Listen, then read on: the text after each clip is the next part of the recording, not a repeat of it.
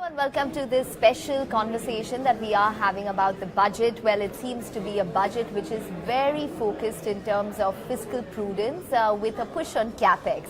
There were no populist measures despite the election being round the corner. It was mainly focused in terms of fiscal consolidation and the glide path towards the fiscal deficit. Hi, Ekta, and it just strikes the right balance, right? And I think, the market participants wanted to hear on this fiscal responsibility, prudence, while at the same time continuing to press the pedal on infrastructure, provide that infrastructure impetus. And, the market has got what they wanted. The government has indeed managed to strike the right balance, between the two. There are no big bang announcements in that sense. I guess it's expected because it's just an interim budget, a vote and account. And also this time, a very concise speech lasting just under 1 hour. Yes, absolutely. Around only 57 minutes. I think it's been the shortest which she has given as a finance minister, that is Nirmala Sitharaman. But just to give you some numbers in terms of the fiscal deficit, like we mentioned, the market really appreciated the fact that the government has stuck to the fiscal consolidation path, and economic stability is probably the focus of the agenda going forward. No populist measures announced. Fiscal deficit at 5.8% for FY24 versus estimates of 5.9%. Fiscal deficit at 5.1% is estimated for FY25, and they aim to get below 4.5% by FY26. But what about infra? Well, that was the key takeaway, right, on fiscal. The second one is on the capex spend, the infrastructure spending. Now, this year, the government is committing, for next year, the government is committing to a capex increase, a spend of about 11.1 lakh crore.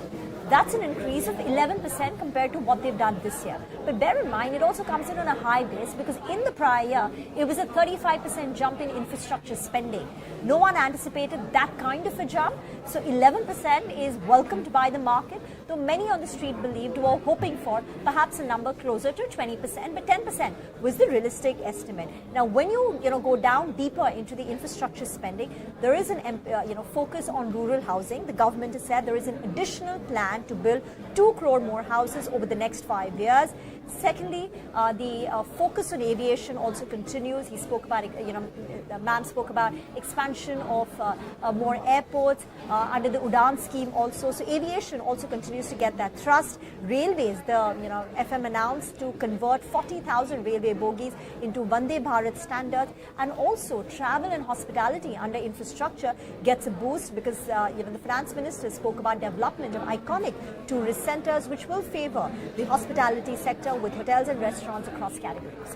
Okay, well, yes, that's on infrastructure. I just want to point out one thing on healthcare, because there was a lot of focus ahead of the budget that maybe there could be a push towards Ayushman Bharat, a lot towards healthcare. That didn't really come through, but there were certain important announcements from a larger perspective. One was encouragement of cervical cancer vaccine to boost healthcare infrastructure for girls in the age group of 9 to 14 years. Just want to point out that there was a recent study in the American Cancer Society which indicated that the latest statistics with the vaccination show that there has been a huge fall in terms of cervical cancer cases for those who have taken the vaccine.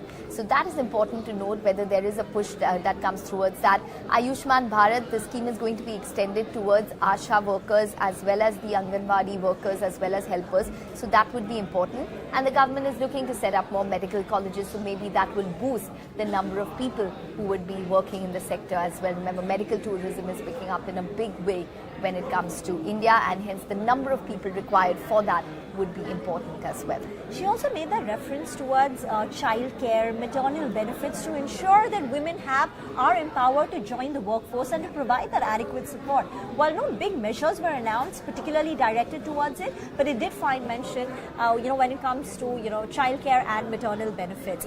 On the taxation front, there were absolutely no changes on corporate or even on the personal tax. So no changes. I think one place of disappointment would be that the budget was silent on welfare schemes. Considering we're entering into the election year, maybe the market was hoping for some tax sort, maybe some measures which would boost consumer spending, give money actually in the hands of people in some way, which will boost consumers. So in that sense, there was that little bit of a disappointment. But when you look at the market reaction, I think the biggest reaction is coming in on banks, particularly PSU banks. Yes, absolutely. The PSU banks have rallied. We have the 10-year bond yields also which have softened. So maybe the hope is that there could be a faster rate cut which could take place in the Indian markets now.